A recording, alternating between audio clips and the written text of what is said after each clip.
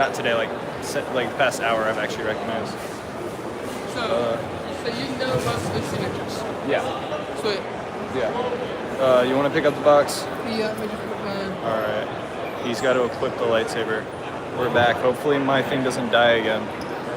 I'm gonna wait outside. How do I open this door? Oh, I can't open that door, can I? Dang. All right. We're going out this way. Okay. Hopefully my internet's a bit better now. I need free cotton candy with some.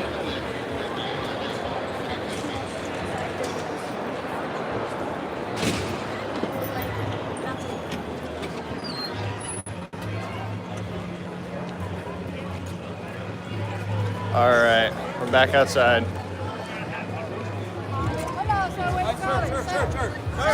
Sir. Right here.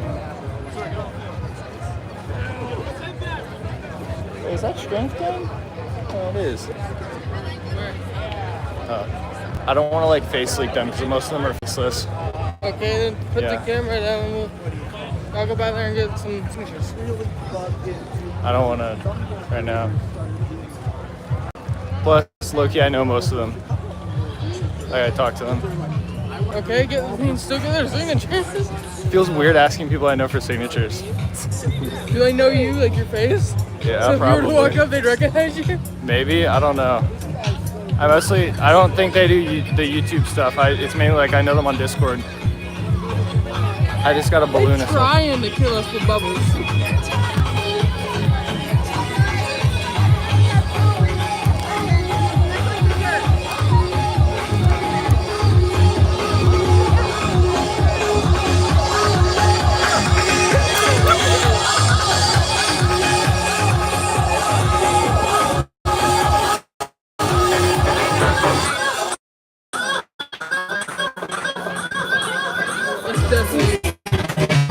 Oh, for sure. I'm cooked.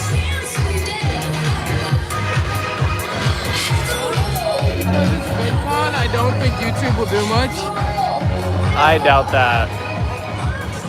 Okay, you know, it's the YouTube center that is blasting it. Yeah. YouTube? YouTube? Yes, they can. They're YouTube. Like, get out of there. I'm not sure. Let's get in line. Here, hold this. I'm gonna go check. My bad.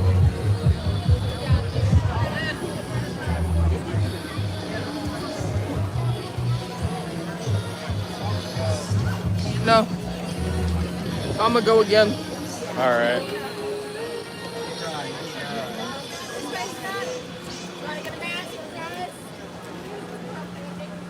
All right, step on up. Where's the microphone 122 at? wins a prize. Where's the microphone at? Can't tell you. Okay. Ah! 114, good job. Same as before.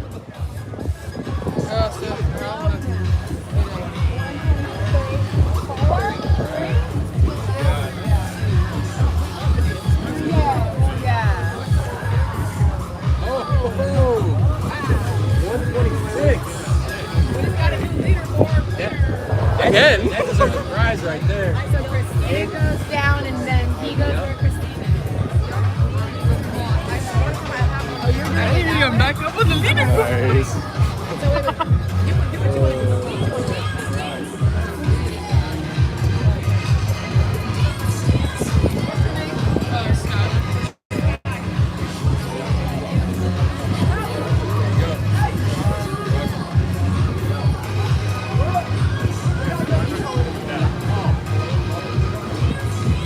If you take a picture in front of your store right here with your t-shirt, tag Clubhouse, check your DMs on social media.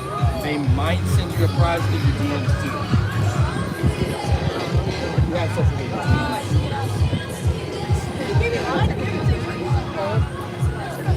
I'll take it on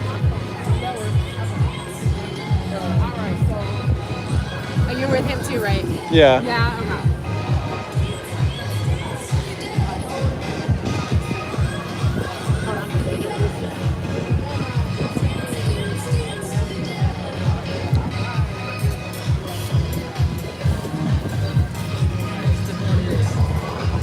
not look like you wanted to be here. It's very bright. My tripod is not my friend right now. 703. So close. 1045.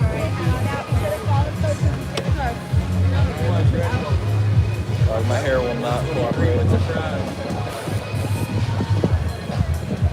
Thank you. Thank you, Skylar. Hey, second fry. I'm a train now. What? I'm a train them of fries.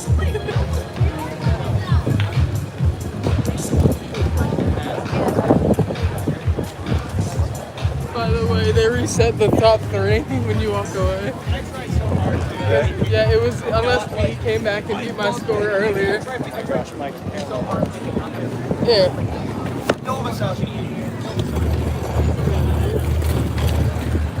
My tripod hates me, guys. Sorry about that.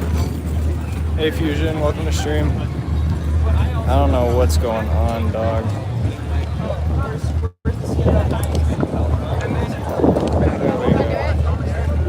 I'm doing this daily.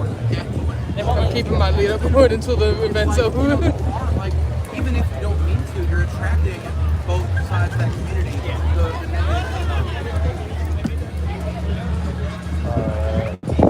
Dear Lord, it is not. No, I did not. Alright, hold on. I gotta like get my hair out of my face.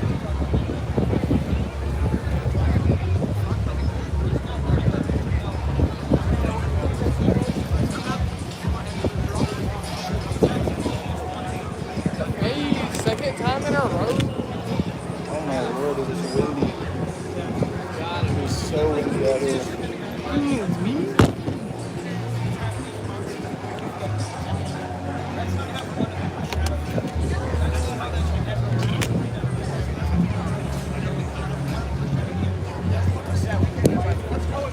Dear Lord, my hair hates me today. Alright. What time is it? 3:30. We got another 30 minutes. You wanna go get some free samples? I don't know. I kind of just want to run around for the next 30 minutes. Well, let's walk through then. Alright. I guess I need my pass hanging out. Are you not gonna walk this way? Dude, Where? there's more stuff that way. I just came out here so we could try the box again. So What? I just came out here so we could try the box again. I know, but you wanted to walk around and see stuff, and there's more stuff that way. Yeah.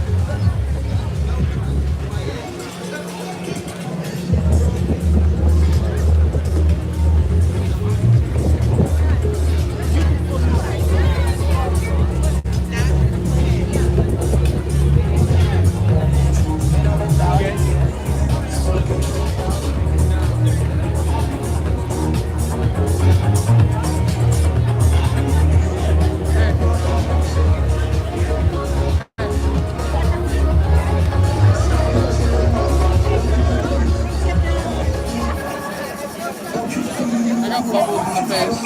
Yeah, so Hi guys, can I have you guys turn it this way? Because we have a lot of people coming through. Thank you, I appreciate it. but yeah, it's just so windy, even the little hairs in my face. It's constantly.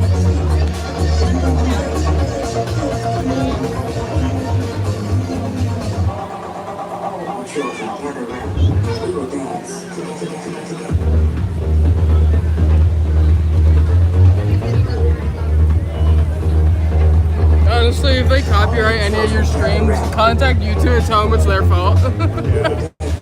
Because it is 100% their fault. All the copyrighted music is coming from the YouTube sponsored events.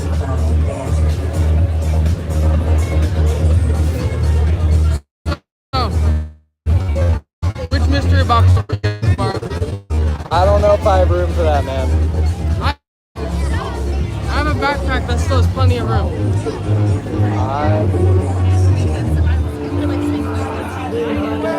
So And like, I meant by my parents. What is on them?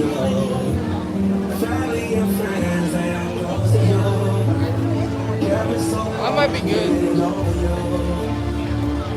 Are you good or are you not? What? Are you eating or are you not? No, let's go. Let's go then. They're putting random stuff on them.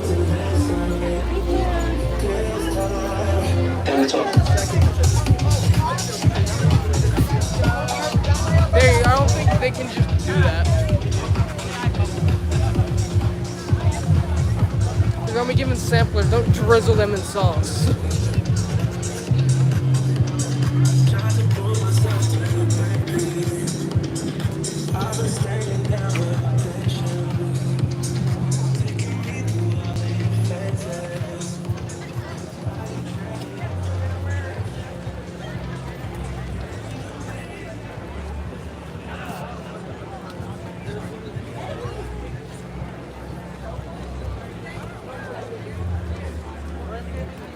Alright. Look around. See if we can find people to do rock, paper, scissors.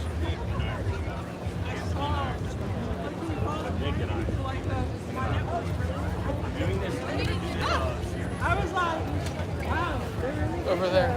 Over there. Yeah, like, yeah. So, yeah, so I just hit 7 mil. Nice. Rolls 10, okay.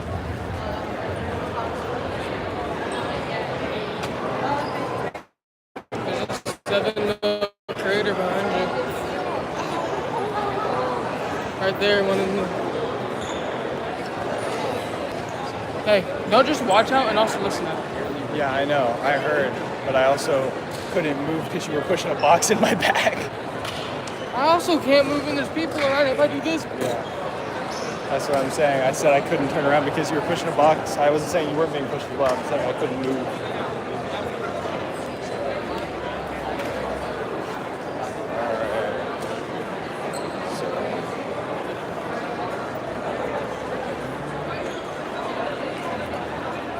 I can't tell who's who. It's kind of difficult. I'm trying to figure out who's who. So I feel like I know people, but at the same time I don't.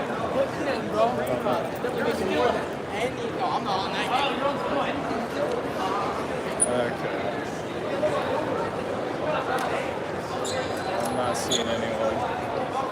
They probably went back into the convention center area. I think that's back over there, right? Is the area we were in earlier back over there? what? I'm the big area. Is that this or there? They're both the same. They're Okay. connected. Calm down, bro. Alright. Yeah, the whole thing back here is connected into one big thing. Alright.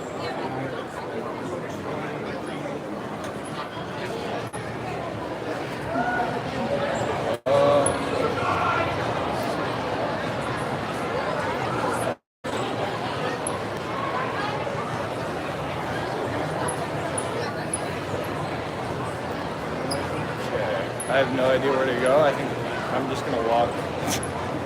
Find out where we go.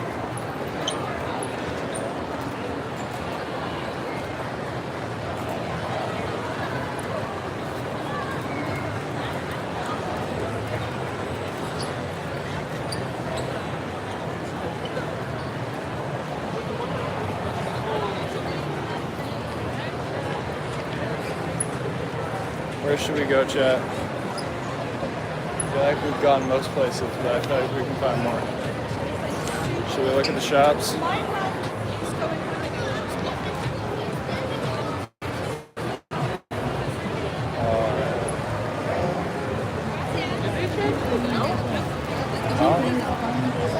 This looks cool. This was not here before. We skipped an aisle. Yeah. Yeah, so. What is this exactly? I can't tell. No, I swear that's right No. Where the, We never actually walked Pokemon down was. stuff. We kept They skipping had over changed stuff. No, we just kept skipping stuff. Alright. Let's look around.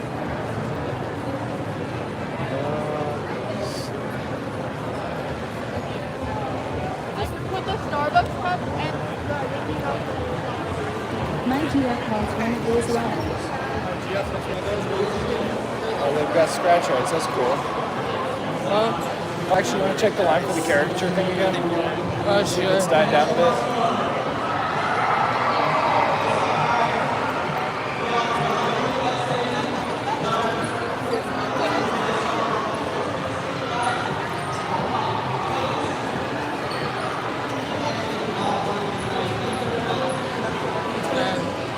How bad? Like I can see people.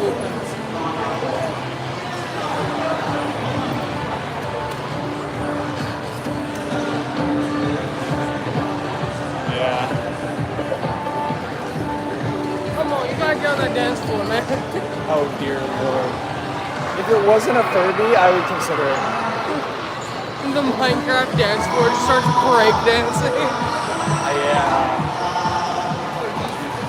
Maybe if there wasn't a bunch of Furbies.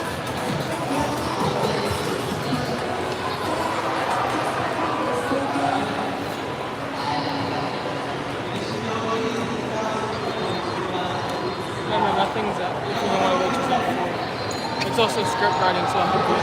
Yeah, I'm interested in that too.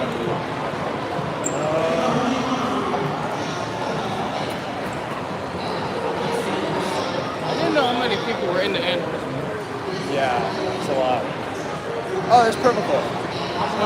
Purple Cliff. Who's that? You've watched him, he does Pokemon stuff. Huh? You've watched him, he does Pokemon stuff. You gotta be more specific. I've never seen any of this before.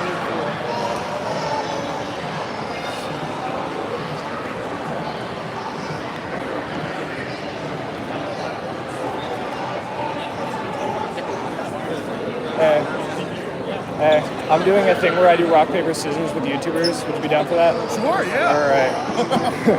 Rock, paper, scissors, shoot. Rock, paper, scissors, shoot. Rock, paper, scissors, shoot. Ah, dang it. Should have stayed consistent. I got it. You too. Find your lightsaber? Oh my gosh, yes. This is the coolest thing ever. What color is it? You're not going to turn it red and kill me, right? It goes any color. Whatever I'm feeling in the moment. That's awesome, man. What was your guys' names? Oh, I'm Leon. Skyler. Nice to meet you guys. You having a good weekend? Yeah. We'll catch you guys around. Have a good one. You too. You guys good? Yeah, nice to meet you too, Amy. He's actually cool. Yeah, he's chill.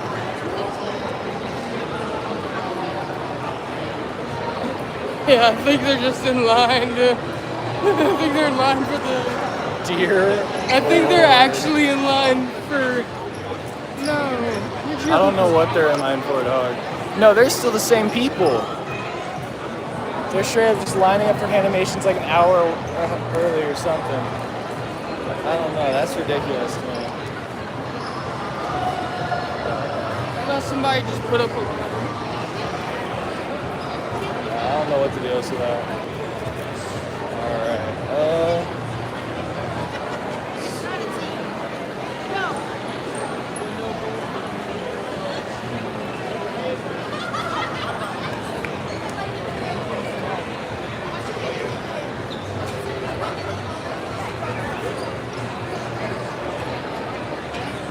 it's just disappearing on me. It was a kid with a stutter. I couldn't just say bomb. So I had to tell this Mr. about it. Yeah. I have to find somebody who asks me what's in the box who's not like special. Oh my gosh. You can't be saying these things. Can you tell me if my stream's died? Huh? Can you tell me if my stream's died? Because I feel like it has. I don't know. We gotta check.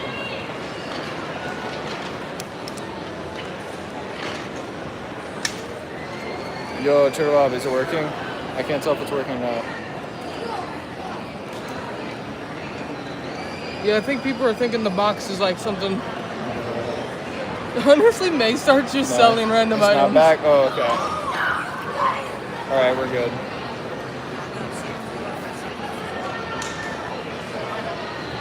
Probably the wrong stream. I'm not sure. Yeah, I know it is. All right, we're good. Oh, okay. All right. Let's go find more YouTubers. I feel like this is just the area where everyone is. Yeah, it is. This is like the main expo. No, I mean like over there. No, over here more accurately. Yeah, this is the main expo on stage.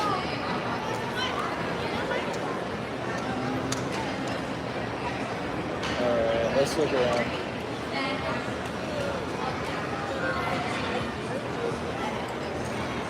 Wait until after, and they come outside and find you. Yeah, maybe. Right now I'm just walking around though. Come back. Because your thing probably ends right as yours begins, so we'll have to go up there anyway. Yeah, I'm not talking about this one. I I don't know any of Yeah. It's not working? Oh yeah, my bad. What in the... I'm looking at this like Disney wall. I'm like, what in the 2010? Like, what is this?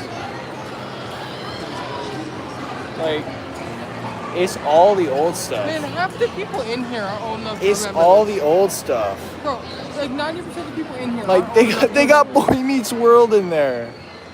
Like, dog, these people are adults now in these movies and Bro, shows. all the adults remember it, all the kids are like, who is this guy?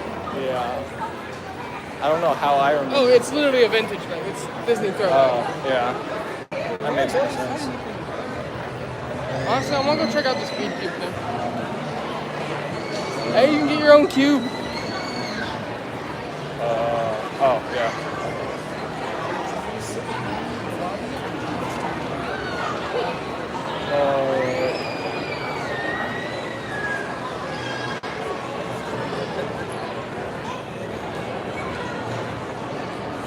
Yeah, it's... No, we are here.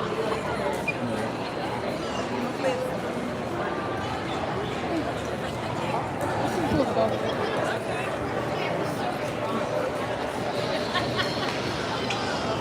Okay.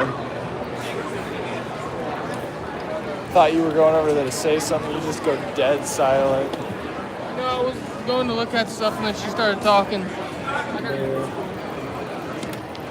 Okay. What you got?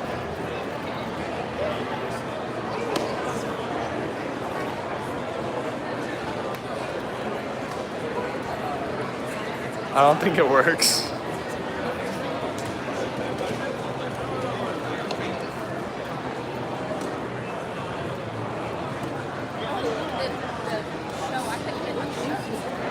Bro is struggling. Go find some... What? Yes, I did. I did rock, paper, scissors with Purple Cliff a minute ago.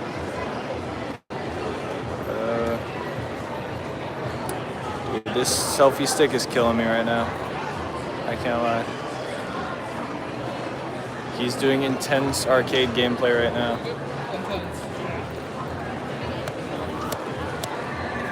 The stakes have never been higher. Bro is he's just vibing.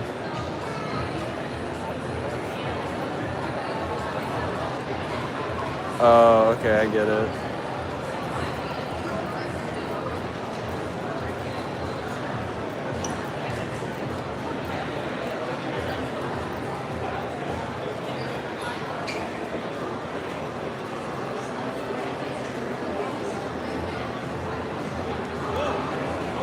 He's tryharding.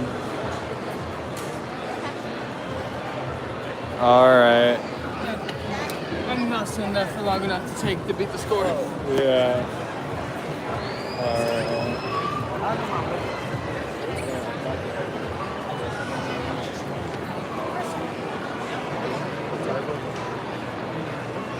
Alright, so Oh, there's airheads in there. Is it free? I No. don't know. Which room is your thing in?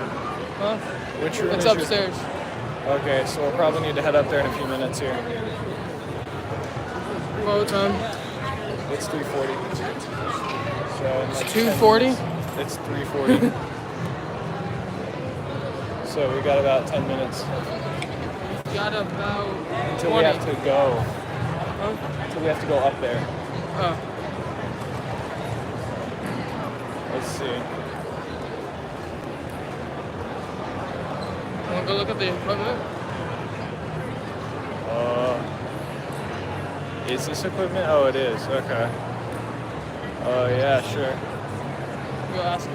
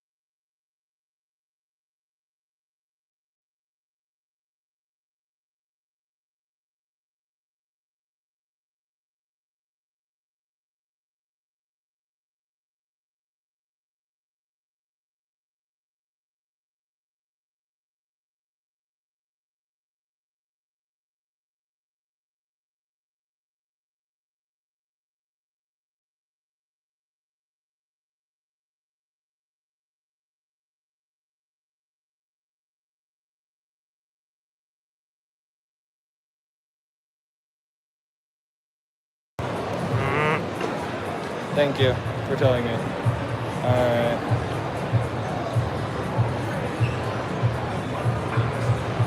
I'm doing good. How about you?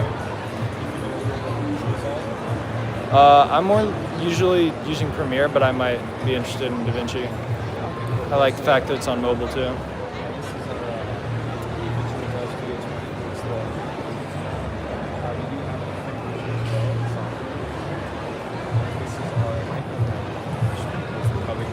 I don't know if you're into color grading too much, but it's a really great software.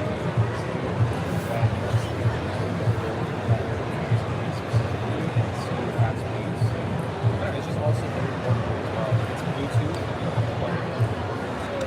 and it's USB-C port as well. Yeah, I mean, if you want, you could mess around with it, but this is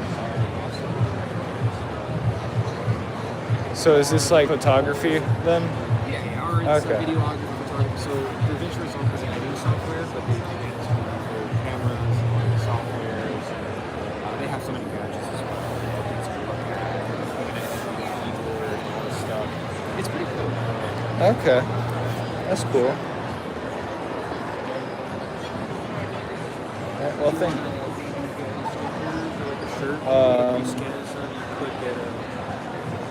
I'm currently streaming, so I can't really scan right now. I'll scan. Product guides or anything, if you want to take a look at it and stuff, that's all. Okay. Are you streaming right now? Yeah, I am. What is it for? Like just IRL stream in general? Yeah. Yeah, I just figured I'd stream Vidcon. Usually I do gaming, so. What do you usually game? Minecraft. Minecraft? Yeah. You know, I love Minecraft. So Oh, yeah. Specifically DaVinci, I was like, that's very cool. Probably SMP creators then. Yeah, I was telling them that I saw a server that was like that made all of New York. I just thought that was crazy. Oh. Like a lot of people are like, there's like this program and stuff. They're going insane on it. I don't know how they have the time for that. But I wanted to check out all the servers. Oh. Did you want a large? Do you have 2X? Actually, it works if 2X. Yeah. More shirts for my sister. Who's getting DaVinci with all the shirts? That's funny. The shirts are too small. Yeah.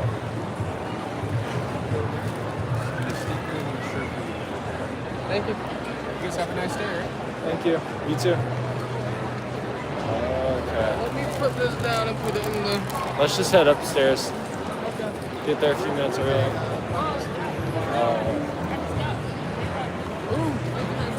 What? It's stuff like your... Stream deck? Like more advanced. Like it's like actual stream stuff.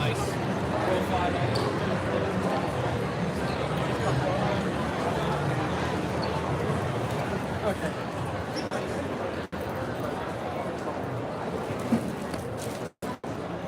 Alright. So which room is it in upstairs? Let me check, make sure. Rhino dog.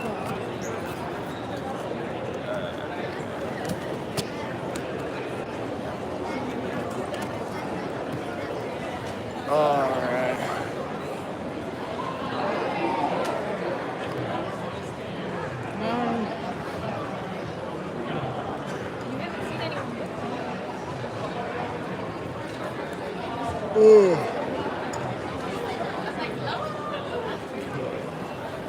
Room 204. No, 204. 204? Alright, let's head up there. Hey, how's it going? Can I get a picture? Sure. I was watching your stream. Oh, hey. Watching your stream. Thank you, bro. Nice seeing you, man.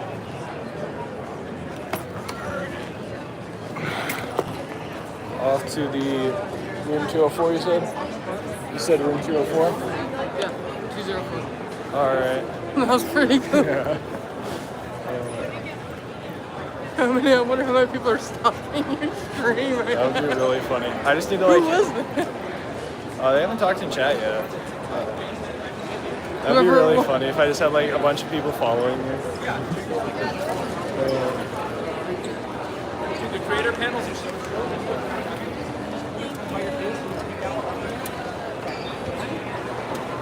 We're going up. Stream Sniped IRL is crazy. It goes hard, bro. Alright. Well, we get the sky view. My phone's just gonna like fall out of my thing and just fall down a flight of stairs. That'll be so chill.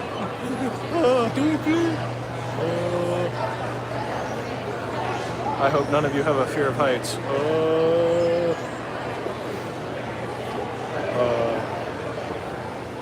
But yeah, you can see pretty much everything from up here.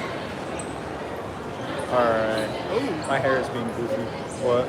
That was a nice breeze. Oh yeah. Alright, I think I got my hair out of the way. It's 2 hours. I don't know why standing on the escalator makes my legs hurt. Oh yeah, same. It's because the things are so small that you have to like center your weight.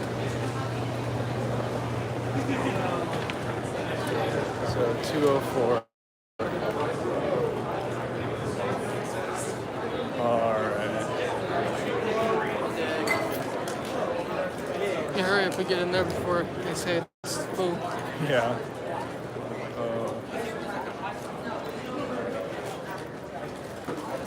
We've done so much today.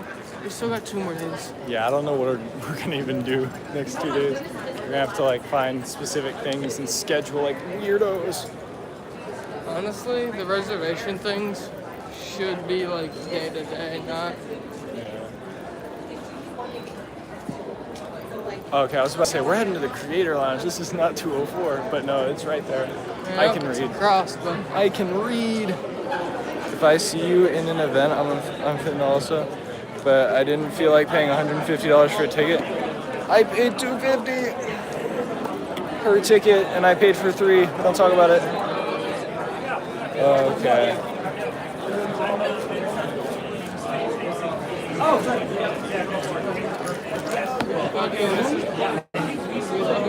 Oh, just go around them.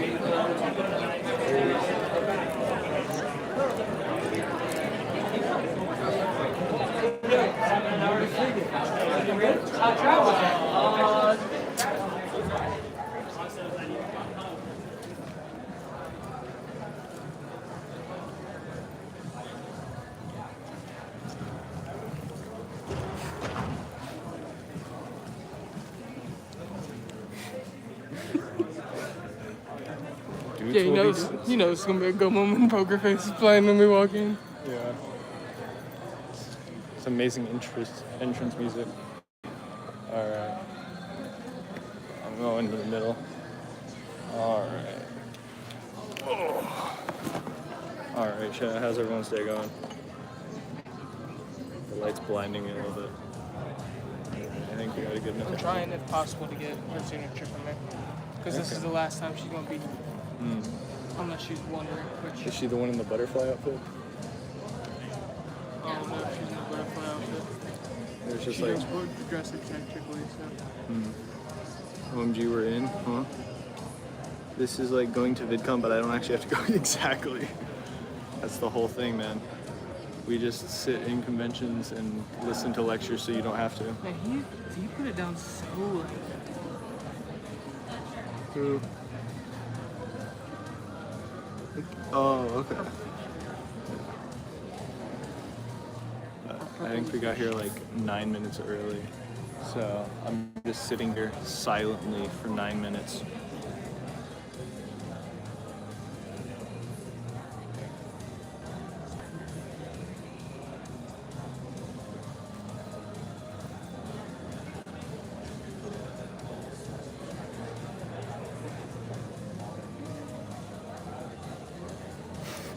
Alright, I gotta do that. There she is. Is that her? No. Maybe? I think that's just someone setting up the set. You screaming has a- logos at the top of your lungs, I would Does get not kicked have a full out. access. She has a greater thing on. I hope you know the guy For who, 5 gifted, the you first would not guy be we 5 went gifted. to in here had to set up everything. Oh. And he was literally talking about that mid. That's What is a lot of this? sponsors. Oh my lord, the sponsors list goes crazy.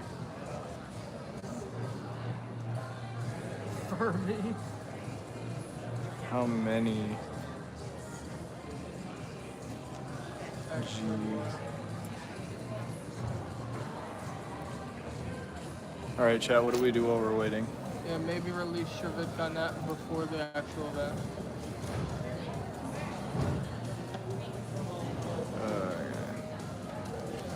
Scream Among Us. Why? Why would I do that? Everyone's having such a peaceful time. Ooh, that VidCon jacket actually kind of goes hard. That jacket low-key goes hard.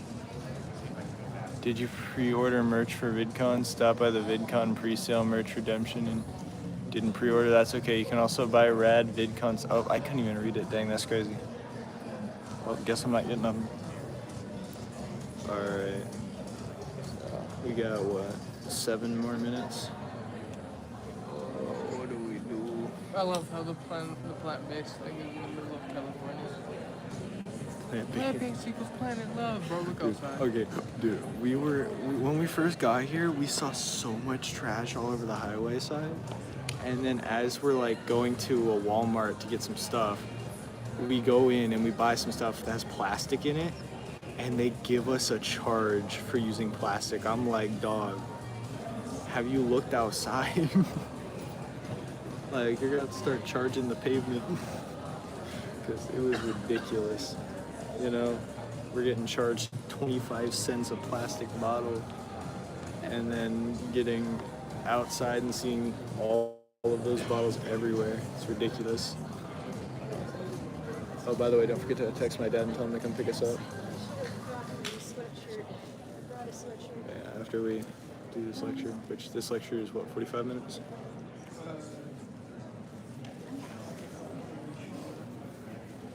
But it may be a bit longer, so I'm gonna just tell them to pick us up at 5. Okay.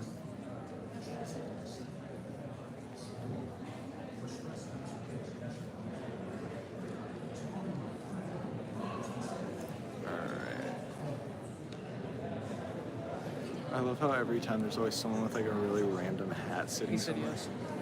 Alright.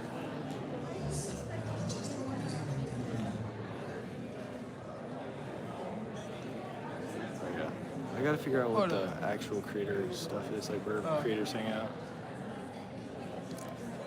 And also where networking happens, because I need a network.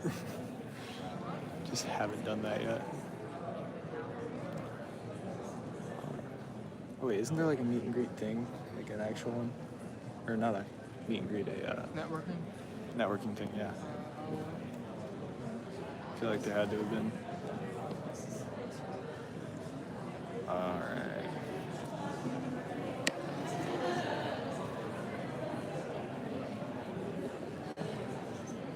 I'll tell you guys what, once we are done with this lecture and we're outside, if somebody does actually do 5 gifted, I will scream Among Us outside. But it'll be in the group, but still like outside, because I ain't doing it inside. So, that is my offer. This is my mystery box friend. Deal, say less. All right, but I gotta see the paper first. There was stuff yesterday. No. Okay, no, it's just the app being weird.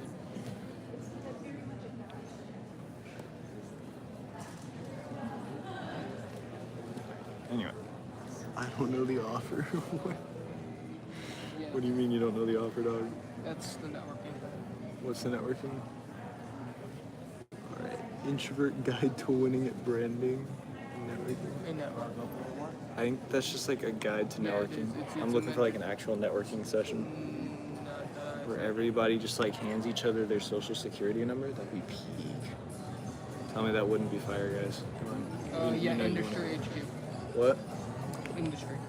Ugh. I don't like that. Yeah.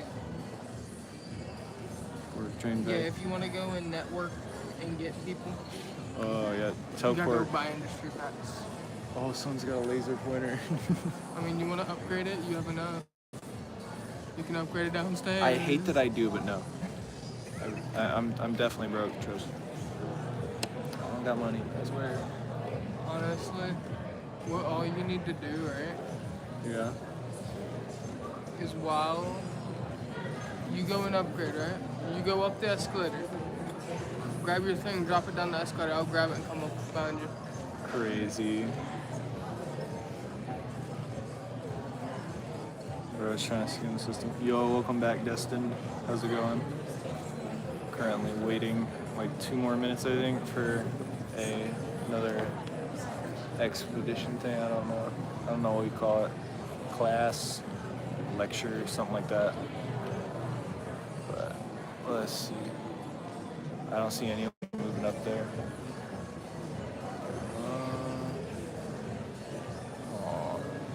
Yeah, I'm not seeing anybody. Yeah, she will be here. This What? day. What? Everybody's gonna be at At all what? the animated ones. At what? Found the creators finished that drawing. It's one of the stages downstairs. Okay.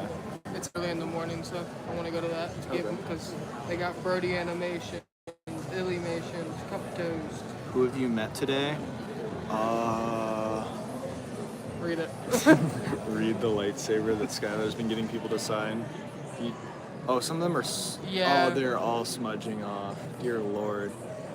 Okay. I'm gonna start just carrying it. I got a bunch of the good ones still. Yeah, but a bunch of SMP creators and stuff like Andres, Dr. Donut. Purple Fish, Dr. Donut. Who else was there? There was like a big Lifestealer group, some Bliss members, Purple Cliff. It was like, what do you call it? And when your dad gets here, I'm gonna put the other Creek lightsaber Craft. blade on. There I'm gonna grab was some sandpaper and steak. sand it.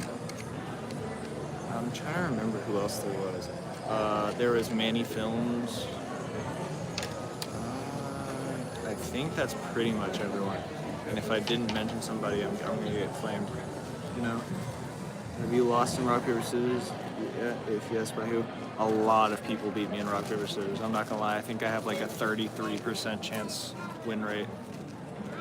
I don't think I won many of my games in rock, paper, scissors. I think I got cooked. In any of them, pretty much. Like, I beat a couple of people, but a lot of them beat me. Because you keep picking the same thing. Yeah. And it works for the most part, but then it It doesn't. hasn't worked for the most part, though. That's the issue. Yeah, because they do the same thing, we just keep tying.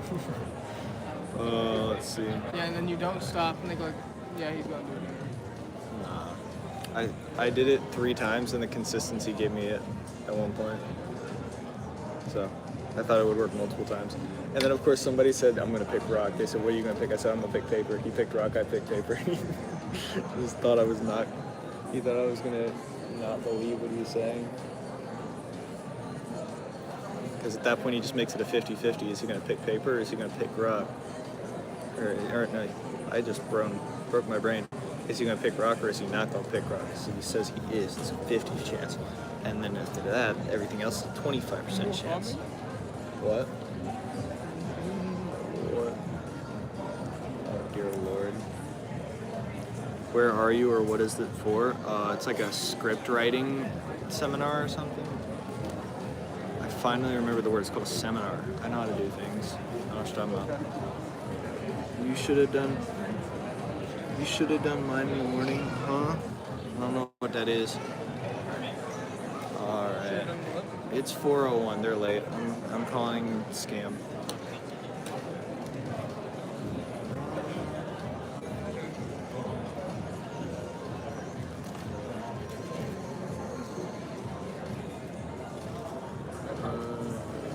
Yeah, I'm not seeing them, but they lie. They speak lies. Okay, at least one of these days somebody has to bring it up. Like, there's no way in this entire convention not a single other person has a lightsaber. Yeah, imagine having a lightsaber. Oh, Are they doing it? Oh, I think they're doing it. oh. All right, Vidcon, how we doing? Okay, let's pretend it's like not 4 p.m. end of day. Vidcon, how we doing? All right, so we got a great panel for you guys. We're going to do things like a little differently than some of these panel discussions go.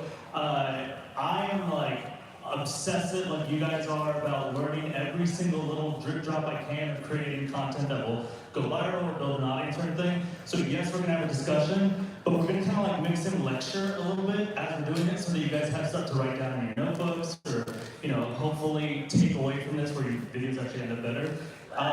But also we have some amazing creators that are very, very diverse in how they approach their content. So hopefully that also helps you if you're like, I don't really necessarily even like write a script. That's cool, we got somebody like that. And then we have somebody also, it's like, I write characters and each of my characters has a life. And I need, okay, well we got somebody like that too. So you should be covered. So without further ado, I'm gonna bring them out one at a time. First of all, he's one of YouTube's largest cross-format creators, a former Wall Street banker turned creator. He captivates audiences with his education and online challenges. He's known for a consistent presence, a laid-back personality, and super repeatable formats. Honestly, I also just saw him teach us about ancient medical tools while chopping up a body. So you should check out his stuff if you haven't already. Give it up for Sam Bucha.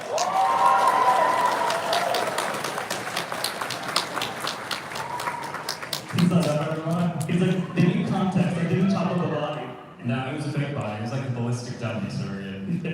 He would have gotten demonetized immediately. Yeah, everyone was worried about those. Alright, our next person is a Chinese-Australian multi-hyphenate. She's an actress, a writer, director. She co-created and stars in Amazon original film called 5 Blind Dates. She has viral comedy skits. She's earned a global following. She's a top YouTube creator. Force of nature. Does somebody that she... she totally reworked the plot of Legally Blonde, but what if she was Asian? She does all kinds of very funny content. And as I mentioned before, she's also a screenwriter, which is like the full spectrum of what someone's want to do. Give it up for Shuang Hu.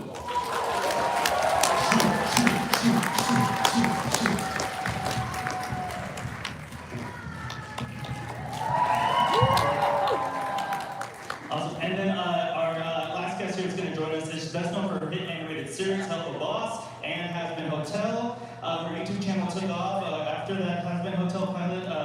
Later, actually, it was picked up by A24 and Amazon for full production, which is like the dream. She's a brilliant animator, a writer, a director. She has all these rich characters. She brings to life on screen. I really do mean it because these characters are like not like cute little like cartoony things that are one-dimensional. These characters have like full-blown lives and themes and tragedies, and they curse so much, which makes me like super into them for some reason. But she also just like knows how to make things that people really care about. Give it up for Vidcon.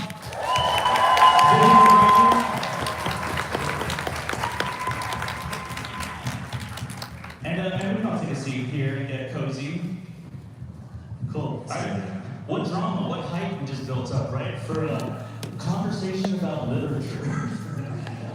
Also, apologies in advance. Normally, sometimes I give the moderator a stand, and I didn't intend to wear like these really short shorts. I thought they'd be clever. So front row, yeah, the heat that's emanating right there. All right. So first thing we're going to talk about, remember I said we're going to have a little bit of a lecture component here, and we're going to move kind of fast because I want them to have room to really get into the way they do these things.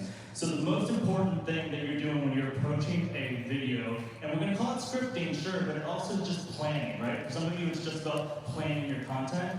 First thing is about your audience avatar. Who are you making your content for? And that's not kind of like, well, teens. It's that's not a thing, right? That's not a person. So we really want to narrow it down as much as possible, and then that person that you really narrow it down to is who you're trying to make an idea that resonates with. So I'm gonna have our panelists here go down the line, and I want you to describe as closely as possible it doesn't have to be the only, but really a person that you're making up off the top of your head that represents what your audience is and who you make content for. And whoever wants to start, Sam, if you want to start. So I make content, I always say, like my average demo is me. Like I'm making content for a person who I think has the same interests as me. Like ideally, if I'm watching my content, you know, like, and I wasn't actually myself, I would enjoy the type of content I'm putting out. It's also reflected in my demographics, 18 to 35-year-old male from the United States, which is where I squarely sit between. So I'm really making content for, I guess, like myself and previous years of myself. So I really just look at myself as my biggest inspiration. Well, and like tell us a little, like let's get narrower. Who is that person, right? What are your hobbies of when you weren't making videos? I think if we're going deep with this, like a curious child, somebody who wants to be entertained and then also touch on a lot of different topics that I'm unable to get from other sources of media. I'll be able to just put out videos that touch on a large range of varying topics. So yeah, it just comes from like a curiosity gap that I'm looking to fill, and I think that's like the genesis of it. Yeah, so you see how we just went there from like he definitely knows who he's making content for, and he's been doing it this long, that's successfully that he gets it, but at the same time, who would have guessed that I'm like, but what do you really like? He's like a curious baby. It's like therapy, yeah. Yeah, like we wouldn't have guessed that that's how narrow it is. He's talking about a person who instinctively in their lives has a gap. Whenever they see something, they want to know, how does that work? Or where does that come from? Or what is the story behind that? And that's not everybody. That's a specific type of person, especially quasi 23 years old, chiseled jawline, whatever we're doing. I just turned 29, actually. All right, what's the next? Well, I mean, honestly, he beat me to the answer because, like, honestly, the person I write for is myself, and I think creating. I mean, I think it's important to think about an audience. Obviously, for me, I obviously want it to reach as many people, but I also know nothing will reach everyone. Like, it's not possible to make something that everyone will like. And so I think focusing on like what I wanted to see, like what Has Been is a show that like I was like, well, I want to see an adult show that kind of looks more like an edgy, like, cartoon from the 90s, with a little bit more fluidity and have with also a Disney musical element and with a lot of queer representation, and that just didn't really exist. And so I was like, well, I want to see that. That's all my favorite things put together. And so I think that's kind of what made it unique. And obviously there's so many people out there who were like me and wanted that.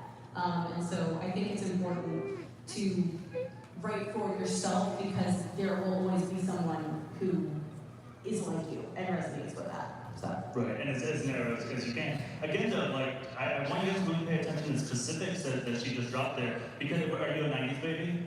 I am, yeah. Right, and so like as a fellow 90s-ish baby, like we have this sense of nostalgia. So where we seek it out, we feel like nothing is better than the era, Disney era, like around the Lion King and the Beauty and the Beast era, like right around there. We love our movie musicals probably because of those same things. We sing Little Mermaid to ourselves in the shower, and yet our lives did not turn out that way. They were much darker, and so we also want to be represented. Are we queer? That certainly, well, it was there in the Disney movies, but they're pretending it wasn't.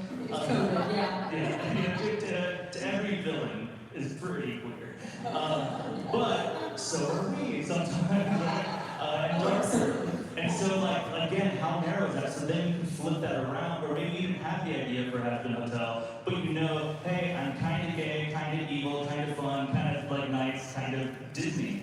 Who is that person? And then you make content for that person, and you end up with this amazing animated series, or two amazing. I love that. That would be a great addition to what I said. I love that. Well, and it's like a lot of you guys haven't had to think about this in a long time, but like they're almost at the opposite end of the journey, right? It's like, how do these answers get into content?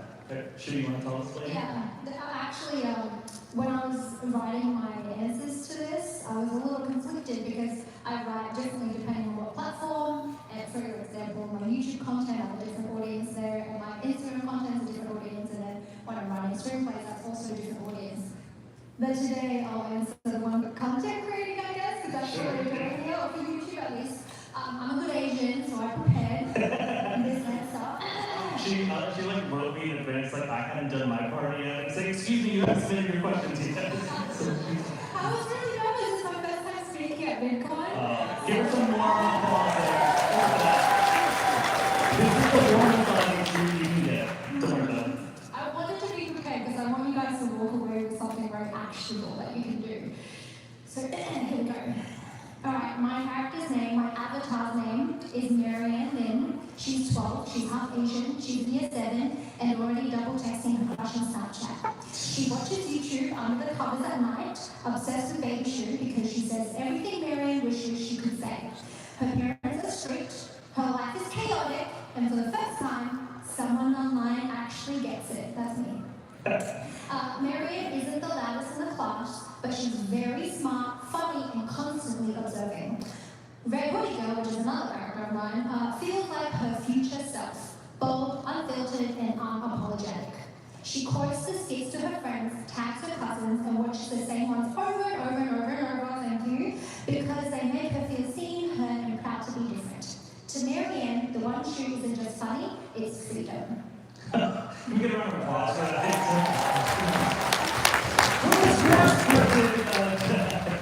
He said, like, it's me, bro.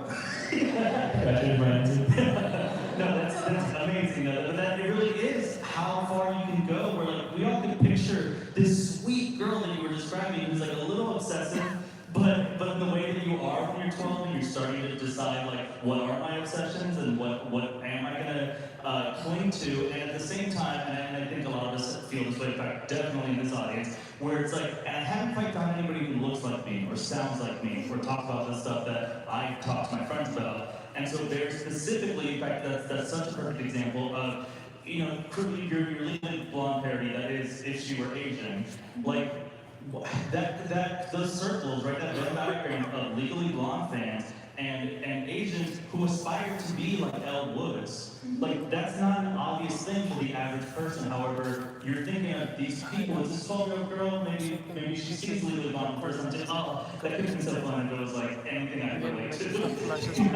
Yeah, because that was me growing up, and now I'm thinking about it, maybe I'm just writing to like the 12-year-old version of me who would have liked to see Legally Blonde as an Asian, or Barbie as an Asian. I wanted to do,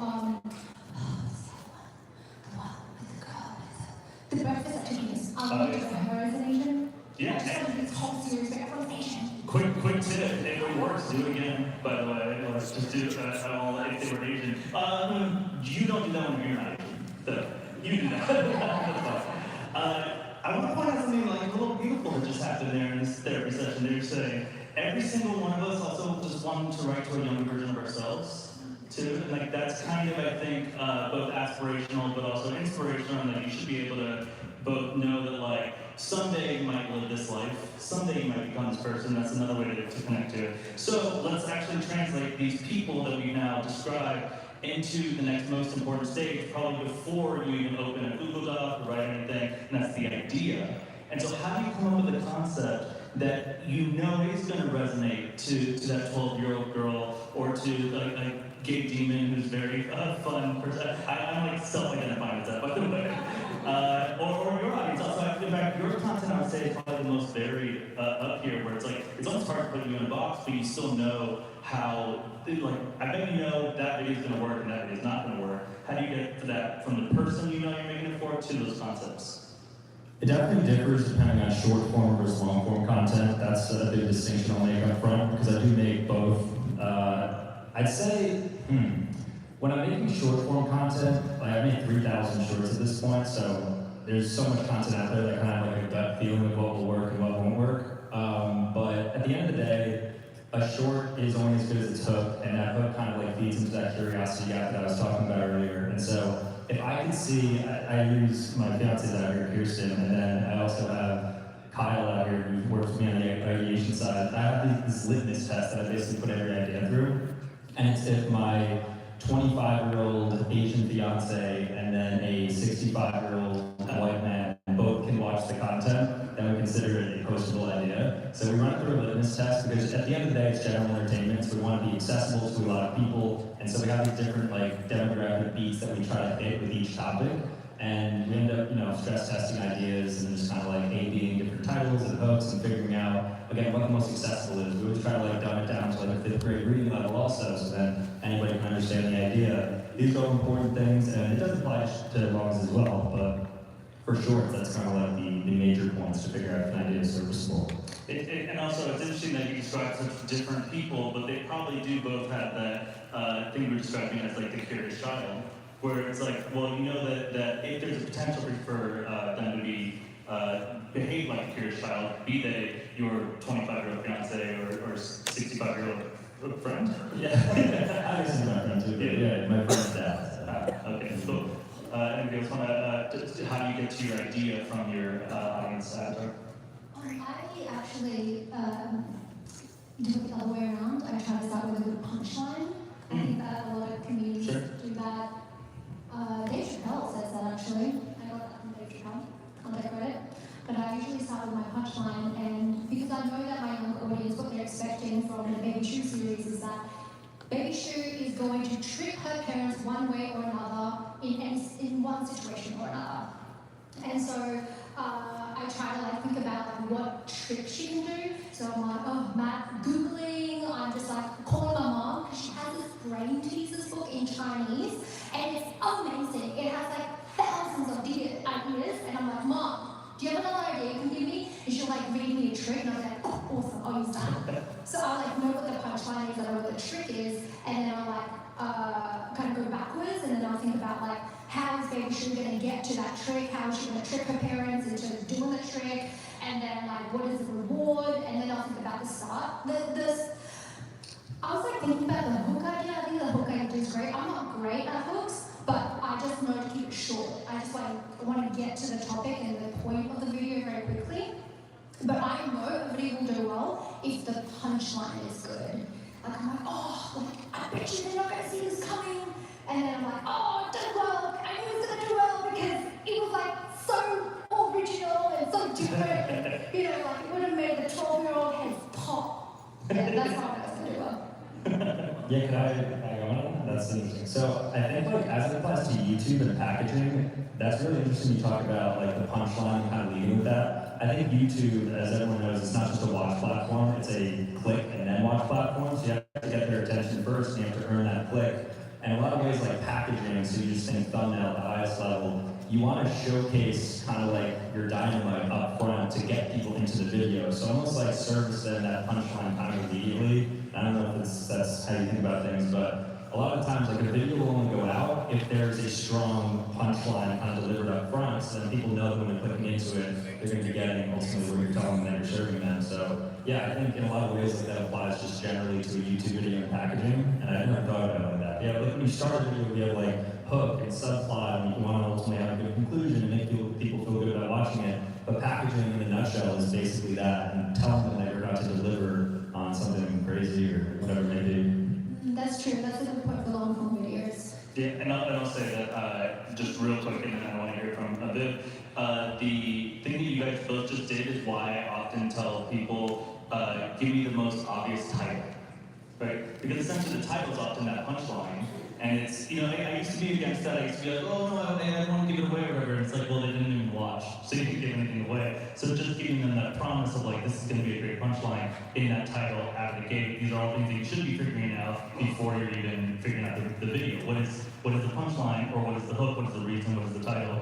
The bit has an interesting difference that you have to be approaching because you're building a world and a story. So obviously the characters are taking you to a certain place, there's themes you want to get into. How do you still know that is these ideas are going to resonate for that audience? Do you ever take that into account as you're shaping out your season?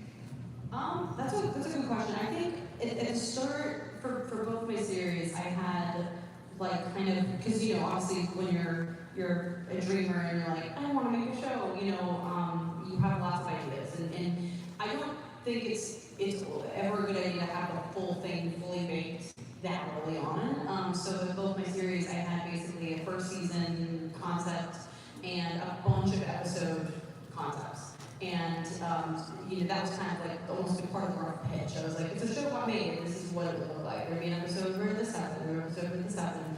And for both the series, or at least mostly Hell of a Boss, every single one of those little concepts got made. For Has-Been, there was a lot of changes. Most of them did, but some of them got recycled into stuff for season 2 or further, because that show has been greenlighted for a couple more seasons. So it's like, I think it was taking those concepts and going, these are like strong character beats that I want to see. And I think will flesh out these characters. And then as we were making that, for everyone who maybe doesn't know, animation takes a really, really long time. So these seasons are written actually years before you guys see them. So, it's like we're already well into writing the seasons that are years out, and so because of that, there's not really a way to see how the audience is going to react to them. We just kind of have to trust it, and we have to trust the story we're telling. And so it started with those kind of building blocks of like solid character concepts, and then from there, as we were telling that story, the rest of the story sort of unfolded. And for me, those hooks and I guess those moments came from as we were telling the story. Like I think, at least for my shows, like I'm almost as big a fan of them as everyone else. So I'm like, oh, I know what I want to see, and I know what character relationships I want to like see develop and all that. And I have to have because I know the characters, I just know what's most accurate for them, and so I'm like, okay, this is what I want to see, but what's also accurate to their story and who they are. But yeah, that's kind of how I approach it. I feel like the hook comes from like naturally going, oh, I want to see this. Like, I want to see these two characters fight, or I want to see, this character get a song, or, stuff like that. It's always, innate, I want to see that. But then I'll see, I'll be very excited because I'll see the audience go, I don't want that character to get a song. And I'm like, yeah. Me too. I did too, and therefore they are. I think, and again, so if it's not clear to you guys, it's almost here in order of complexity in terms of production, right? Where you can knock out, multiple videos in a day, right? And then you assume weeks or sometimes months might go into your planning, but certainly it's not quite years, right, to make one of your videos as animation is. But I think they're all still touching on something in the realm of their ideas for their content are based on curiosity, where he's like, is this something that the average person that will watch my content is going to be curious about the answer to? You're trying to find how do I get ahead of them in a way that they can't figure out where this thing is going, so how do I keep them curious about my content? And it's curiosity about your own characters, about wondering how they would react to the situation. And it still ties back to your avatar, because I guarantee that the initial time you made those characters, there was a reason where you're like, this character is really going to resonate with me or with my audience avatar. And so later, when you put that person through that fight, it's kind of like, oh, that's still going to be relevant, even though it was years ago that you planned that person, it's still going to be relevant ideally to the audience avatar. So thank you for sharing all those. Let's keep moving here. If you're tracking, we have our initial audience member, our audience avatar. We have our idea that is now going to create some sense of curiosity for that person. YouTube is now it's getting complicated. AI is still kind of the number 2 search engine in the world. So maybe that is why it's a curiosity platform too. And then that click is them wanting that answer, right? Let's go ahead and go into our next phase of starting the piece, right? And you guys keep using the word hook, but let's shift to that other version of the word hook. The first thing that you write, the opening to that video, how you start your story. How do you come up and craft just that part? And also, let's acknowledge that some of us have written before, some of you wrote books when you were little, or comic books, all these things. YouTube is different, and scrolling platforms are different. Those first seconds actually are not your slow burn seconds. You can't kind of well, they'll eventually like it. Those first seconds are the most important things to the viewer who just clicked to confirm whether or not they even want to watch this. How do you guys craft that content? Yeah, so I think you have 3 seconds to your point on shorts. And honestly, start to get competitive on longs as well. You have less and less time to kind of communicate that hook. You probably have 10, 15 seconds to maybe even less, 5 seconds. But you want to ultimately lead with, if you're doing a video, let me just think of the video. If I'm purchasing AI generated ads and I purchase which actually happened. I purchased like a gorilla couch. It was like $2,000. It's like you're leading with this narrative that I spent a lot of money, so stakes are kind of high. I got this really absurd looking product, can't wait for you to see it. Like you're establishing at the outset, first couple of seconds, that one, I spent a lot of money, so it's like, how's this gonna go? Like, is there gonna be a return on this investment? Two, there's gonna be something crazy here. And three, there's like more to come. So you're like, oh, and stay tuned because it only gets crazier. So I think like the hook at its core is just meant to really distill like the idea into just a few seconds, but then also, it's very hard to do. It's like, it's definitely a skill that you have to own, but in 5 seconds, you should be able to say what the video is about, leave them curious, wanting more, and then also just kind of like build off of what those 5 seconds are establishing. So it's tough. I mean, that's something that obviously you have to do like a lot of reps to get good at, but when you ultimately find a way to hook an audience, it's so satisfying when you come up with a great hook. But yeah, shorts, I think shorts is just so different just because, again, you don't have to earn the click, it's just kind of algorithmically served. So like visuals become much more important, so it's like that first frame you're looking at versus like bringing it to a YouTube video, you're likely there for like a longer session time, like you're expecting to watch the video for 5, 10, 15 minutes. So you have a little more leeway with that, but yeah, I'd say you have to win in the first 5 seconds by establishing those points. Real quick, the video you're talking about where you buy a giant ape, which is now like permanently stuck in your house, I think, right? It's Yeah, I really can't move it out. It is larger than a room. Look, it is weird that's even in there. Is that ape in the thumbnail? It is, yeah, it is. What's the title of the video? I bought AI-generated ads, and so it shows like the AI generation of the gorilla couch, and then me on the actual gorilla couch to show that, hey, I actually did this. Okay.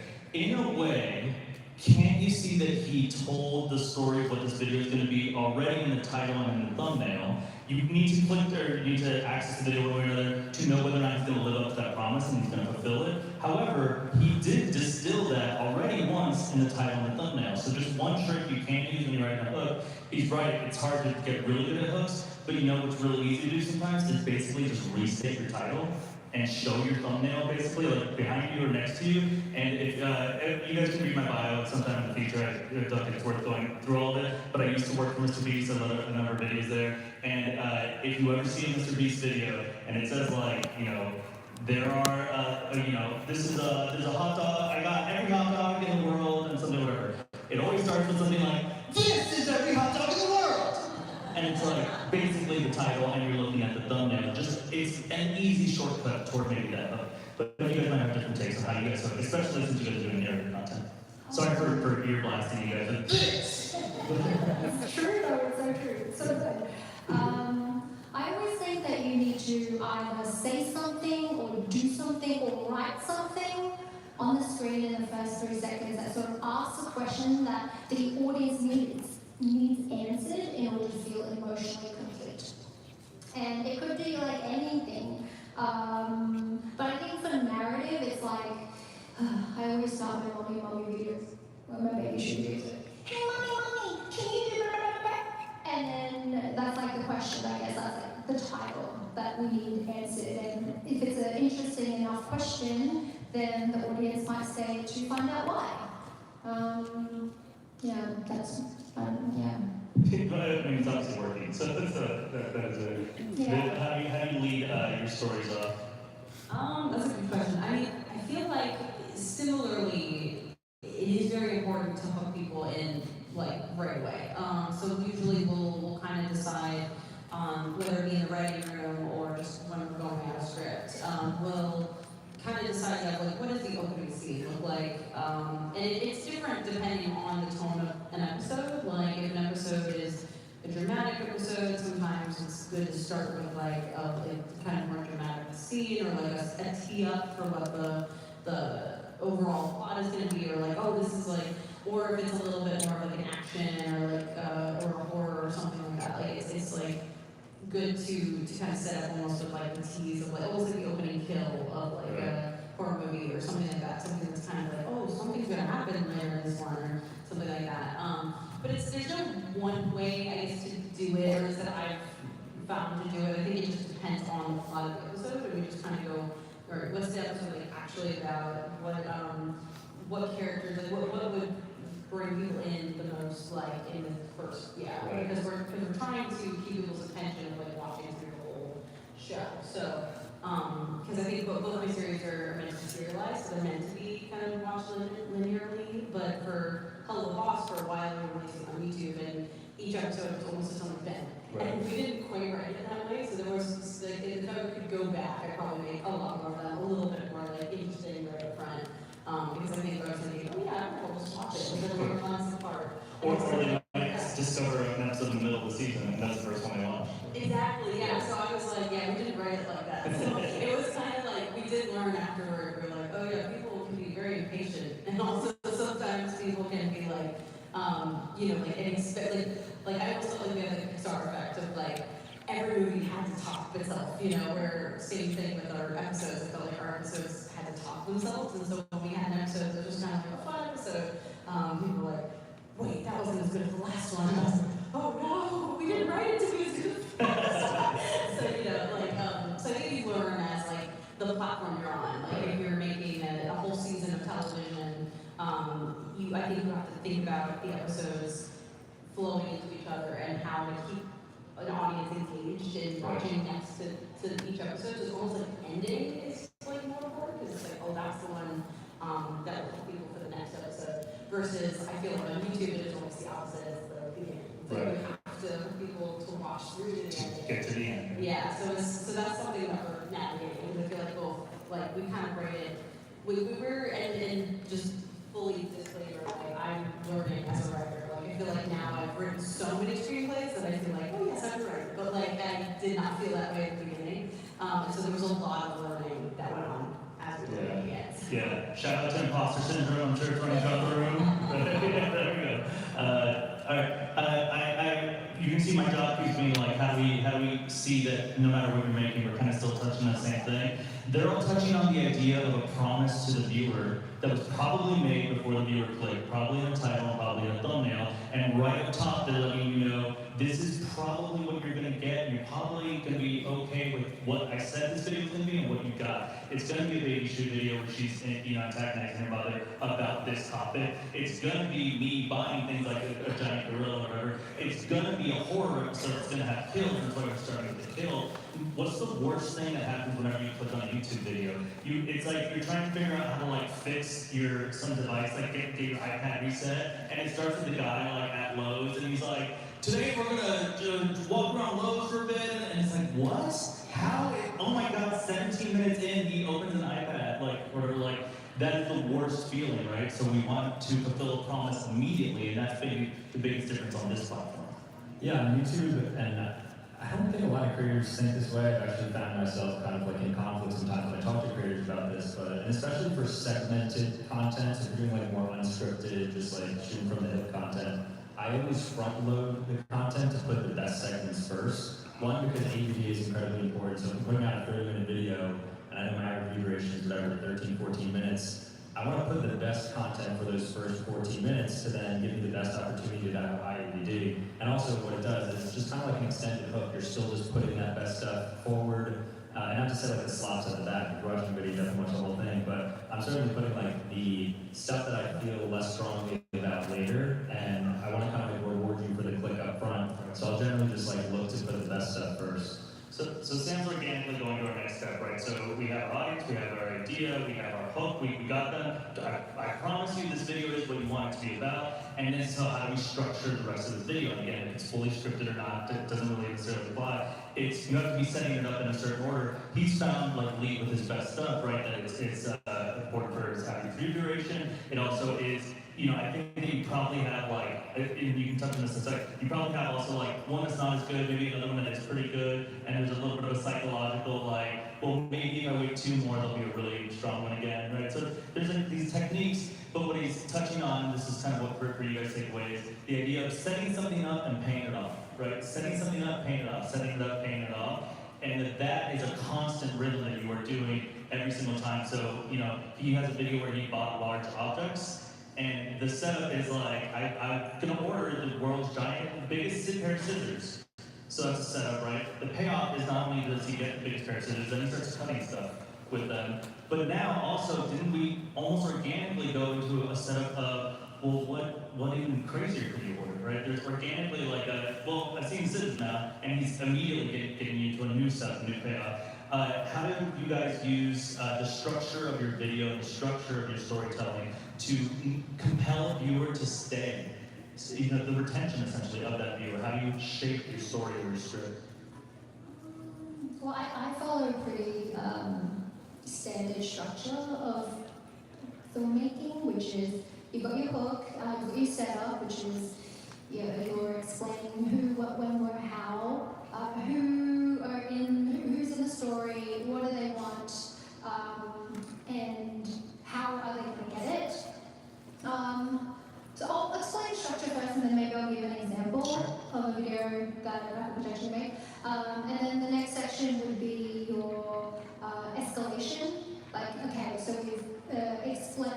Oh, am I going too far? No, in fact, I skipped the word escalation in my list, so I love that you're saying that. Okay, Yeah. what do you mean?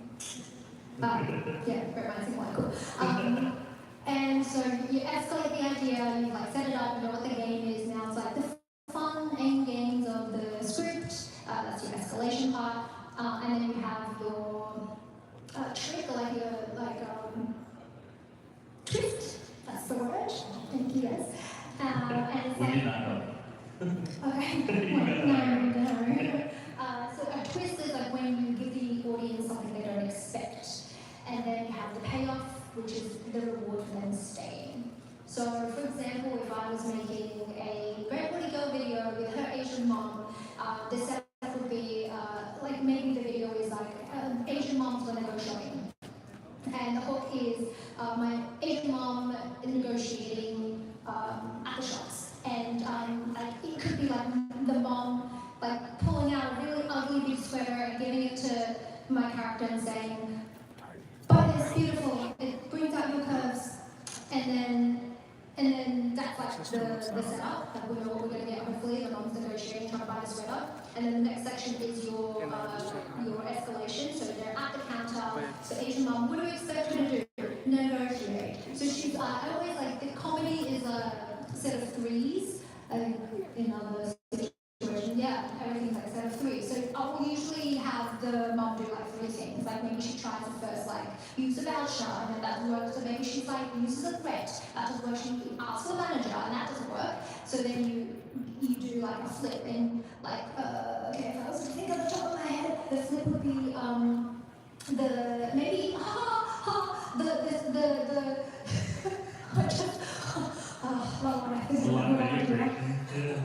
maybe the manager's Indian, and he's like, "Oh, you're negotiating too," and they're like going at it, and they're like, "He's negotiating with her, and she's bringing the price up," and then she's like, "F it, I'm not gonna buy it." So they storm off, and the payoff is like in her bag, she already has the shirt, and the mom's like, and the daughter's like, "Why?" And she's like, "Oh, I bought it last week, 60% off online."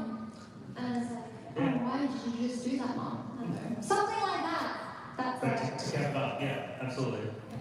That's very impressive too. You were just inventing that video, so a lot of video.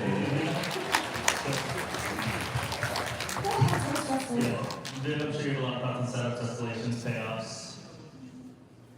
But are they on your phone? Sorry. Sorry. No, just that I'm sure you have a lot of like structuring your setups, your escalations, your payoffs, even in a strict, very well-plotted narrative. Yeah, well, yeah, the three-act structure is like what we have to follow, just because it's the traditional, way of like the build up of the plot of the episode. The middle is like where everything kind of rises to an escalation, and then the final is the climax, which is resolution and everything. And then obviously again can change depending on the tone of the episode. Some episodes are relatively like natural, it's more just like the characters and their interactions, and there's not a big like fight or villain or whatever. And then sometimes there are. Sometimes it's like, oh, this is a very traditional like setup villain enacts plan, and then they have to stop villain kind of thing. And so it really just depends. It's fun. To me, it's like I really like character writing, so I like things that are a little bit more intimate, and it's like the drama or the climax is like two characters like having an emotional conversation or a big song or something that's very cathartic. But yeah, I feel like structure we just follow that react, but like what those acts can look like differs depending on the tone of the episode. It also depends on the length of the episode, depends on if there's songs in it. Like with the shows both being musicals, figuring out where the songs go is always kind of interesting because it's like, they almost like kind of can break up the acts a little bit, but it's also kind of tricky because it feels like it weights an episode in a certain direction. So sometimes we have episodes that feel like act one is like half the episode, and we're like, okay, yeah, a little tiny second act and then a big third act or something like that. So yeah, I think it just is about feeling out what the episode is, but also like maintaining that you do kind of need that rough framework of structure. Right. And if you guys don't know things like the hero's journey or the Dan Harmon story circle or any of these things, you should definitely look them up. If you're writing anything story-based, they just give you a nice guide. But to what everybody is still touching on which is rhythmic payoffs, right? We have some sort of conflict, something that's making it harder on us, and then we pay it off only to find something new as a challenge to us. Just like we're saying, where you even though you might make a video that's almost a list, you still have to introduce some sort of sense of a rhythm of, I'm going to reward you every minute, every 3 minutes, something like that. Yeah, if you're doing, let's just give an example, like you're doing a video in which you're like rating fast food restaurants, which is basically, it's listicle content. You're just like going to one second to the next to the next. But then it's like you're establishing in the outfront, like, oh, whichever food tastes the worst, I'm going to get it tattooed on me. That's kind of, but you see, it's like, they'll kind of stay, because at the end, now you just introduce like another layer to it. You're trying to layer the content, and now each score matters. You're kind of like watching each, you're like, ooh, that's the highest now. And so if you put your segments in a certain way, you can definitely keep retention even with like the listicle type of content. So yeah, even like unscripted YouTube content, all these filmmaking ideas apply. I definitely feel like underqualified. I don't know like too much about that. I don't really think of my videos, I guess, as structured as like a film, for instance. But at its core, like the bones of that still apply. It's the psychology of it, nonetheless, right? Is that there's still a desire to see more and then you pay it off somehow.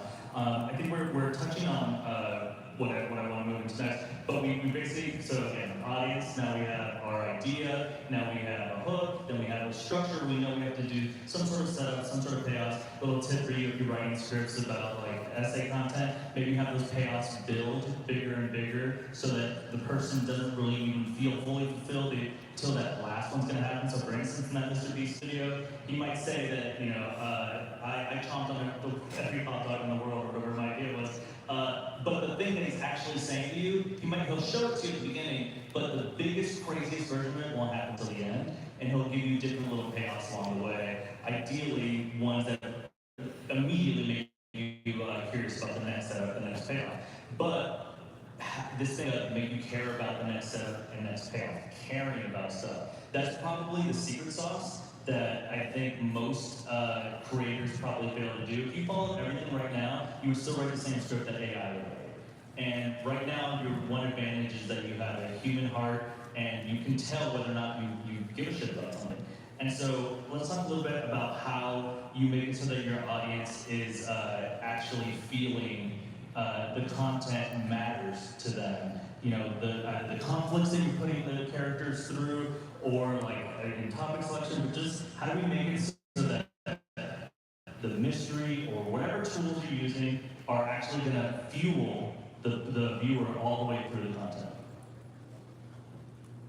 So I think like the secret sauce of keeping viewership is kind of figuring out personality-wise what's working. Because like, yeah, at its core, this is kind of mainly for like YouTube videos, and if you're like unscripted, kind of like doing things out and about or gaming, whatever it may be, like I think a lot of people forget that they're an important part of the content just as much as the actual content. Like the reason people click on a video is important, and that's like driving the narrative, but finding ways to keep people by creating community and like inserting inside jokes and like alluding to things and doing callbacks and things in other videos and like really creating constant kind of like interaction via yourself, because at the end of the day, if you're somebody who's inserting yourself into the content, like you are a vehicle for retaining people.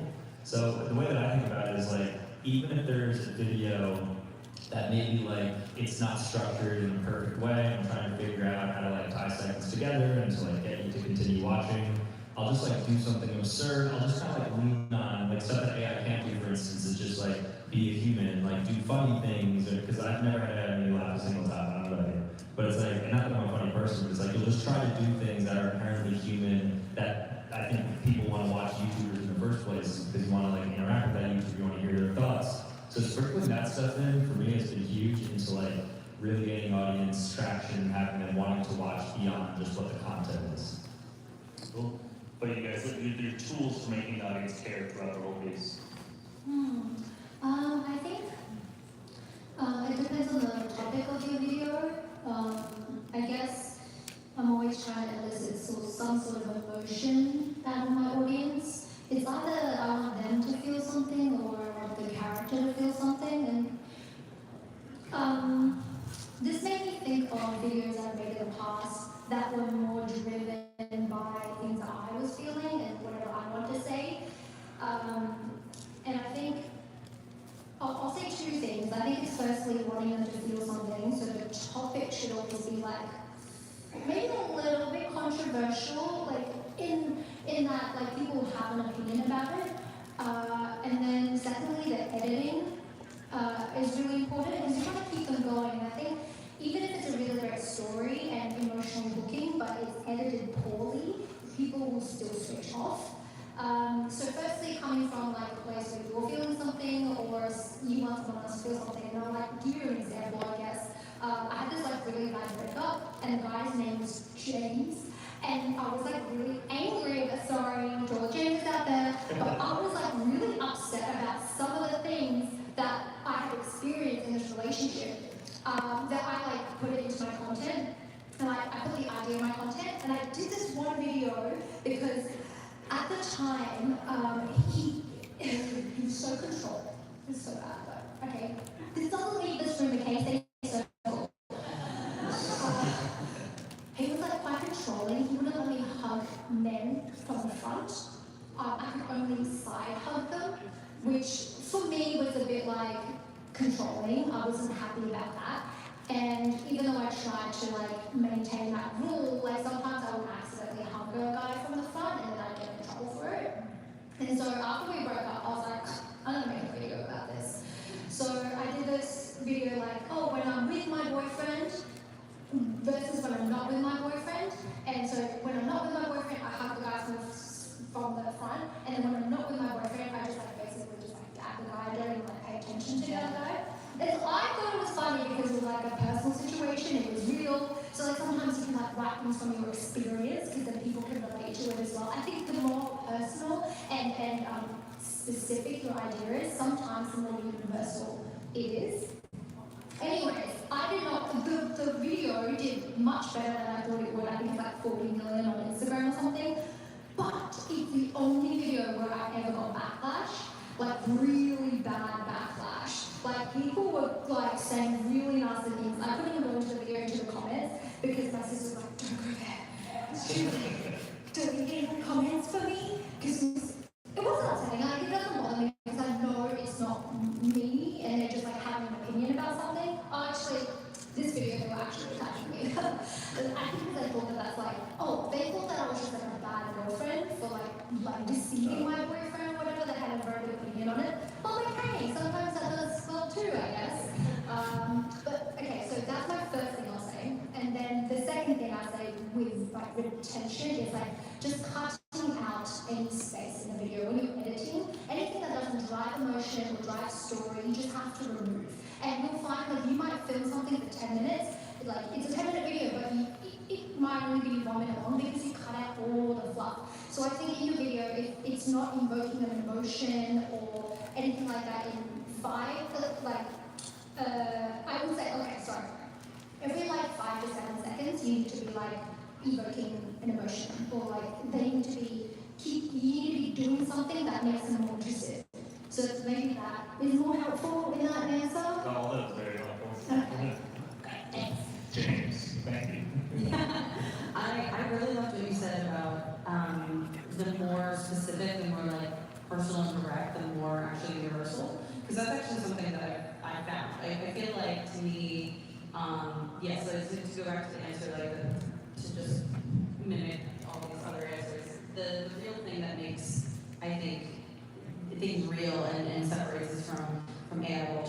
is that we are human and we have stories and experiences that are unique to us, and that it ranges on from who we are, how we're raised, our gender, our ethnicity, whatever it is, and all that is unique. But then there's also just like the literal life of like where we grew up, the state, the country, whatever. Like all of that is unique to us, and all of that can create unique stories and inspire unique things. And so to me, I know it will never be replaced with AI because it just can't be. And I think it's important to use those experiences in your work because that is something that only comes from you and something we, not that I know everything about pitching shows and stuff, but one of the questions that you'll get asked and one of the questions that you should always have an answer ready for, even if they don't ask it, but just for yourself, is why you? Why do you need to be the one telling the story? Why do you need to be the one with this idea? Because there's so many people out there with ideas, so it's like, what do you bring to this? Why do you want to tell it? And I give this advice to young animators too, because I feel like every so often there's somebody that comes up to me that's like, I want to make a husband, I want to hit show on Amazon, and I'm like, that's amazing, and obviously there should always be a goal, but it shouldn't be the goal to have a hit show on Amazon. The goal should be to tell an amazing story that resonates with people. And hopefully that will translate to a hit show on Amazon, But like, if you're going for the hit show, that means that you're going to make art more like AI. You're going to make it like, what does everybody like? Everyone likes cats. Okay, like, what does everybody also like? Singing. Let's make singing cats. You know what I mean? Like, it's like that's what AI does. So I think like my advice is always, what do you like and what do you want to tell? What's your experience? And you're right, it doesn't have to be your like identity or your experience. You can always write for like something else, but it's your experience and your inspiration that you put into it. And also like just as you make characters, like for me, I've had a lot of toxic and abusive relationships in my life, and so I put that a lot in my work. There's a lot of it. Yeah, and like, oh my god, talk about backlash. Like anytime, also to solidarity, anytime a woman wants to go, hey, here's a bad experience that happened to me, and I'm gonna do it through art. Bad time on the internet. Don't go to the comments. So, it's one of those things where, but like that also toughens you, so you just go, okay, this, again, it's because it's real. It's because someone watched that and they went, hey, this is kind of me, but in the bad way. I do that. I don't like this, and so, but it also hits people the other way as well. Like people go, oh my gosh, like I've definitely felt seen in media and stories that are like about, whatever it is that I've gone through, and I feel like that's important. So I've always really liked, I've always really advocated for putting those experiences, and also like the pain that you experience in life, like it can always be turned into something positive in the way of like art, again, like art and expression, but you also like, and I'm stealing this from BoJack, which is my favorite show. There's a brilliant episode about, it's called Good Damage, and it's pretty short, and it's about how one of the characters goes through a really tough childhood and then ends up really feeling like she has to use that in her art. Like I have to use my bad childhood and my trauma in my art.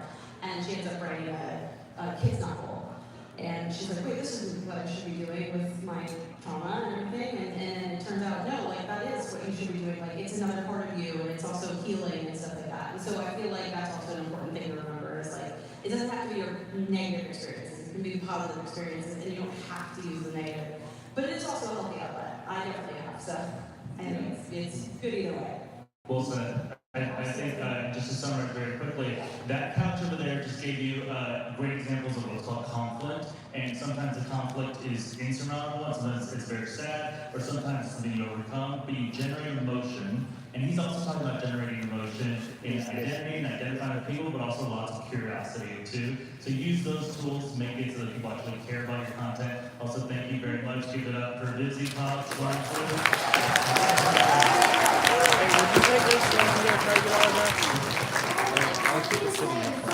Before you guys leave, I know that like of the lot of information we said, I know we're gonna kick out on it. As I actually put this like spreadsheet. I wanted to like give it to you guys, which is like a summary of what I spoke about, like the structure of a story. And if you want it, if you just go on my Instagram, the one shoe, and go to my bio and just go to the bottom, subscribe, and I'll send it to you. Okay, that's what I have to say. Thank you very much. Thank you guys very Thanks, much. everyone. What the heck? What the? I don't know what is happening. What the heck? Why is it being weird? There we go. I think I fixed it. I don't know why it green screened me, but it did. Oh gosh. Where'd Skyman go? Oh, I see him.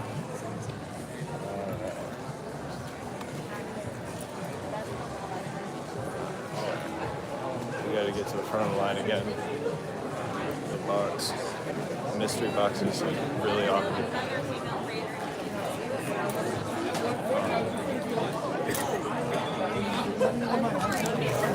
It's down.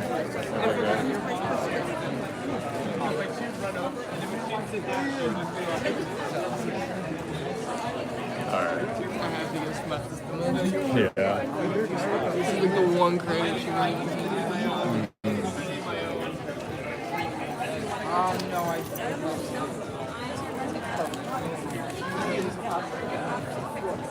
wait.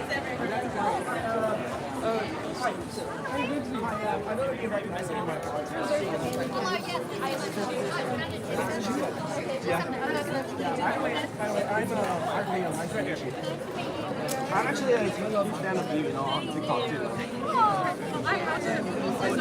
By the way, I have a question. Based on your accent, you're from Australia, right?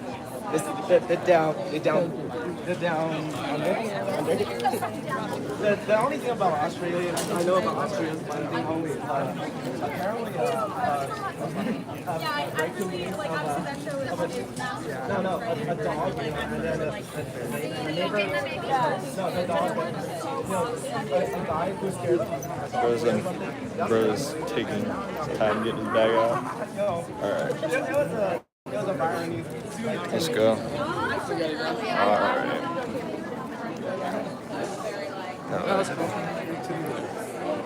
One second, I'm flipping my camera. Or you want to carry that? Alright. Yeah, hold on. Awkward. Alright, there we go. Fix the green screen. Sorry about that, guys. Yeah. That was cool. At one point, I just accidentally clicked the green screen button. I didn't know how to ungreen screen it. And then I'm just stuck on the camera flip because I was holding the box. I was like, what's going on? I don't know what to do. Oh gosh. I don't have the cameraman plot armor, guys. I'm cooked. That was awesome. Yeah. Actually, I didn't expect them to come down. Thought they were going to get kicked out. Oh, everybody's crowding Sambuca. That was funny for me because I just saw like the different social situations of each person with the interviewer. Yeah, the interviewer was kind of. Oh my gosh. I felt like the tension between him and Sambuca. Yeah. Like, dude. Oh my lord. Like you could not cut through that with a freaking jackhammer. The funniest thing was that everybody was going against him. Yeah. Like, no one was saying what he was doing was good. Yeah, I don't know. I'm like, bruh, he's the most popular one. He is not. Well, I mean on YouTube at least. He is not. He's second.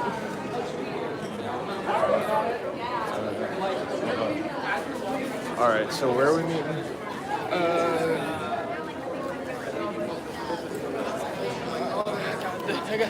Is it just where we started or what?